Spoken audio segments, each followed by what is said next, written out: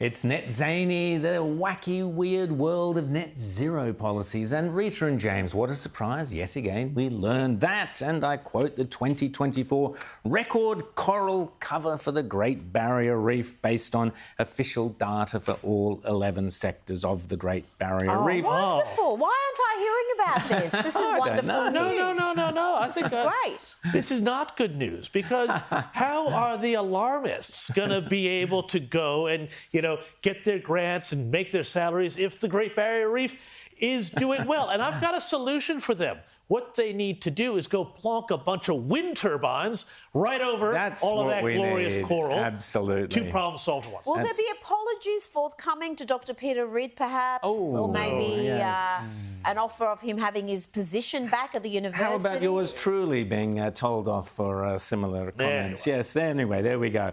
Climate change is the big threat, according to Joe Biden, far more so than, nuclear war. Climate change is the big threat. Here's Tulsi Gabbard telling us about that.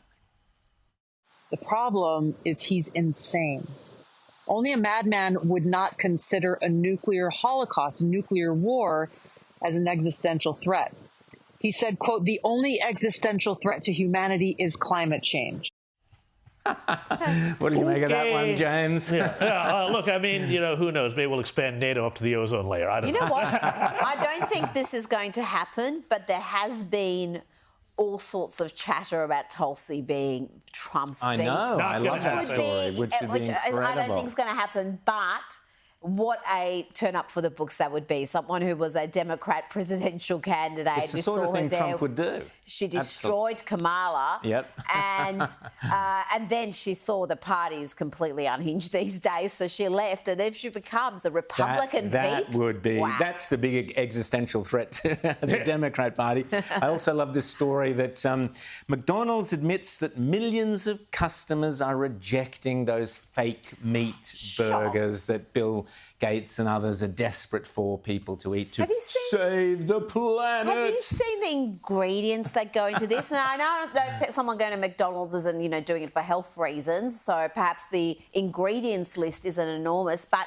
I think this is one of the main reasons these fake meat has been rejected. And rejected almost across the board. You go to supermarkets, I've never seen anyone pick one of those up. The stock's always full. Do you remember even when everything else is empty? During the pandemic and stuff, and there were all the shots of, all the meat's gone from all the shelves, all the chicken's gone, but the Bill Gates meat patties? I think we'll leave those alone. Because when you see the concoction of ingredients that go in there. This is what the left used to call Frankenfood.